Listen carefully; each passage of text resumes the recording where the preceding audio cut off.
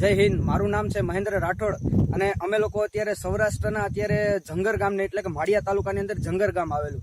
તો ત્યાં અમે અત્યારે કેવું છે કે અમે લોકો છે ને કૃષિ વિભાગ કેન્દ્રની અંદર અત્યારે બહુ સારી રીતે વર્ક આપીએ છીએ. લોકોને ખેડૂતોને સારું એવું અત્યારે રિઝલ્ટ આપીએ છીએ પ્રોડક્ટ વાઇઝ, સમજી ગયા. પણ અત્યારે કેવું છે કે ઘણા લોકો આ એરિયાની અંદર આ વિસ્તારની અંદર મગફળીનું અત્યારે વાવેતર કરે છે, બરોબર, પણ એને જોઈએ ને એવું અત્યારે રિઝલ્ટ નથી મળતું. શું કામે? કેમ કે અત્યારે એગ્રોની જે આપણે રાસાયણિક દવાઓ છે, બરોબર, આની અંદર છંટકાવ કરે છે, રાસાયણિક ખાતરો છે, જેવી રીતના એની અંદર આપણે અળસિયાઓ છે કે જે જમીનને ફળદ્રુપ કરે છે, બરોબર, એવો અત્યારે જેવા ઉપયોગ કરતા એવા જે જીવ છે, બરોબર, એનો અત્યારે નાશ થતો જાય છે આ રાસાયણિક દવાઓના કારણે, બરોબર.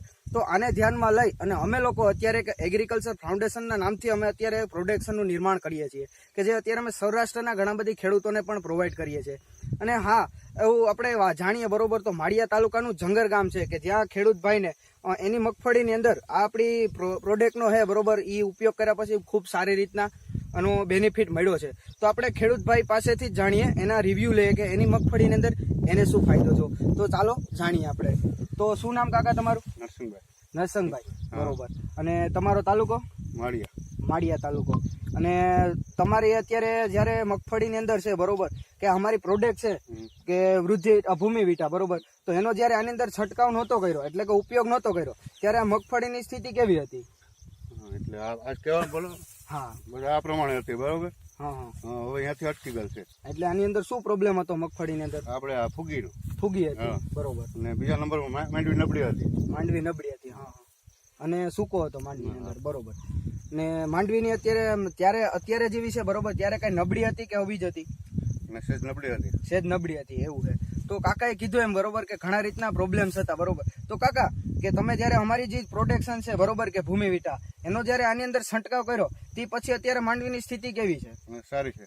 સારી છે. એટલે તમને આની અંદર ખૂબ સારું રીતના રિઝલ્ટ મળ્યું. રિઝલ્ટ સારું. તો જો તમે જેવા ખેડૂત મિત્રના અત્યારે સારા એવા રિવ્યુ જોયા છે, બરોબર, કે અમારી જે પ્રોટેક્શન છે ટીમેક્સ રિટેલ લિમિટેડની, બરોબર, ભૂમિ વિટા કરીને, કે આની અંદર છંટકાવ કર્યો ત્યારબાદ અત્યારે મગફળીની અંદર સારું એવું રિઝલ્ટ છે. માંડવીની અંદર અત્યારે ફૂગનો નાશ થઈ ગયો છે, જેની અંદર સૂકો આવ્યો હતો એ પણ આ રીતના રિમૂવ થઈ ગયો છે, બરોબર, કે જો થોડો ઘણો અત્યારે સૂકો પેલા હતો પણ અત્યારે સંપૂર્ણ રીતે સૂકો નાશ થઈ ગયો છે અને સારા એવા અત્યારે રિવ્યુ પણ મળે છે. તો અત્યારે હું ખેડૂત મિત્રોને એવું જણાવવા માંગુ છું કે અત્યારે જે તમે રાસાયણિક દવાનો ઉપયોગ કરો છો તો ખાસ કરીને તમે એગ્રીકલ્ચર પ્રોટેક્શનનું નિર્માણ કરો, ટૂંકમાં આની અંદર છંટકાવ કરો, ઉપયોગ કરો, જેથી કરીને તમારા પરિવારને પણ રોગમુક્ત જીવન આપી શકો. અને હા, ખેતરની અંદર અત્યારે આપણે જે રાસાયણિક દવાના કારણે રોગચાળાઓ ફાટ્યા છે, બરોબર, અને આની અંદર ઘણા બધી રોગચાળાઓ નીકળ્યા છે, તો એનું પણ આપણે અટકાવી શકીએ અને આપણા ઘર પરિવારને એક રોગમુક્ત જીવન આપી શકીએ.